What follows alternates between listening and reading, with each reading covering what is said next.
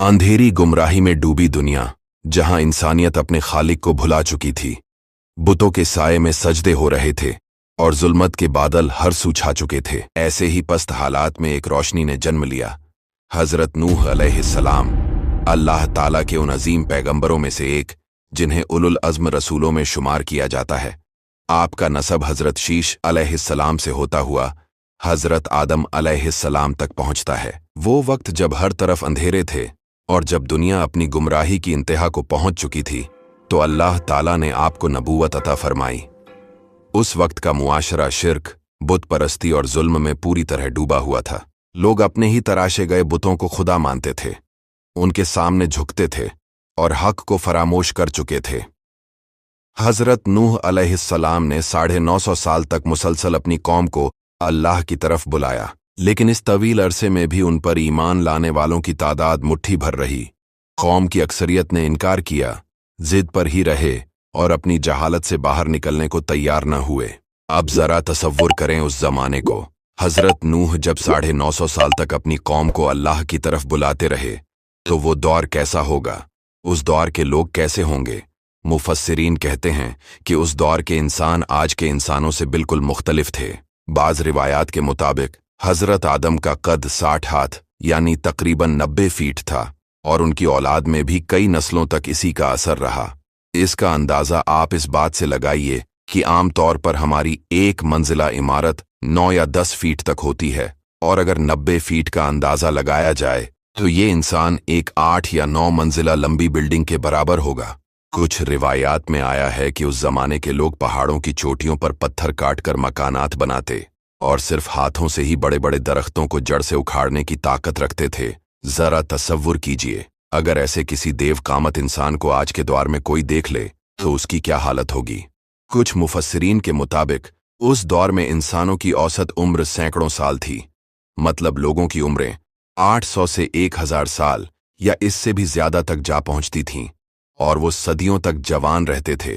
कितनी हैरानी की बात है कि उस दौर का आम इंसान अपनी आने वाली कितनी नस्लों को देख सकता था। मतलब एक ही इंसान अपनी आने वाली 8 से 10 नस्लों को देख सकता था।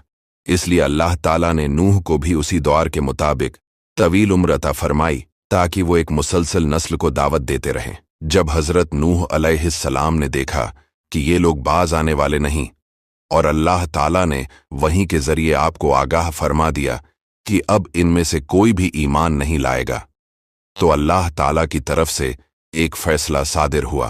एक ऐसा फैसला जो इंसानी तारीख का रुख मोड़ने वाला था। अल्लाह ने हुक्म दिया कि हमारी निगरानी में एक कश्ती तैयार करो। ये कोई आम कश्ती नहीं थी, बल्कि अल्लाह के हुक्म, इल्म और वही की रोशनी में बनाया गया एक अजीम व शान जहाज था। ये दरहकीकत इंसानी तारीख के अव्वलीन इंजीनियरिंग के शाहकारों में से एक थी। मुफस्सिरीन और रिवायात के मुताबिक इस कश्ती की तैयारी में तकरीबन 40 से 100 साल तक का वक्त लगा। इसका ढांचा निहायत मजबूत था, जो 3 मंजिलों पर मुश्तमिल था। निचली मंजिल जानवरों के लिए, दरमियानी सामान के लिए और ऊपर वाली मंजिल इंसानों के लिए मुख्तस थी। जब कश्ती मुकम्मल हो गई तो अल्लाह ताला ने हजरत नूह को हुक्म दिया कि हर जानदार में से एक नर और एक मादा जोड़ा ले लो और अपने ईमान वाले साथियों को कश्ती में सवार कर लो। अल्लाह ताला के हुक्म के मुताबिक हजरत नूह ने कश्ती में हर जानदार का एक एक जोड़ा सवार किया और ईमान लाने वाले लोगों की एक मुख्तसर जमात को भी साथ लिया, जिनकी तादाद बाज रिवायात में 70 ता 80 इंसान बताई गई है। फिर वो वक्त आया जिसका वादा था। आसमान ने अपने दरवाजे खोल दिए, पानी ऐसे बरसा जैसे सदियों से इंतजार में हो, और जमीन ने अपने सीने से चश्मे उबल दिए। पानी हर तरफ से बढ़ने लगा, यहां तक कि पूरी जमीन को अपनी लपेट में ले लिया। ऊंचे पहाड़ भी पानी में छुप गए। बस्तियां, महल, खेत, जानवर, सब कुछ तबाह हो गया। सिर्फ वही लोग बचे जो हजरत नूह की कश्ती में सवार थे। मगर उन लम्हों में हजरत नूह की निगाहें एक चेहरा तलाश कर रही थीं, अपने बेटे कनान का। वो अब तक कश्ती पर सवार न हुआ था। एक बाप की बेकरारी और एक नबी की शफकत दोनों आपके लहजे में नुमायां थीं। आपने अपने बेटे को आवाज दी, ऐ मेरे बेटे, हमारे साथ सवार हो जा। लेकिन कनान, जो नसब में आपका बेटा तो था मगर ईमान से खाली था, बाप की मोहब्बत को झटक कर कहने लगा, मैं किसी पहाड़ पर चढ़ जाऊंगा, वो मुझे पानी से बचा लेगा। हजरत नूह ने तड़पते हुए जवाब दिया, आज अल्लाह के हुक्म से कोई नहीं बच सकता सिवाय उसके जिस पर अल्लाह रहम करे। और फिर पानी की मौज दोनों के दरमियान हाइल हो गई और वो भी डूबने वालों में हो गया। ये लम्हा हजरत नूह के लिए कयामत से कम न था।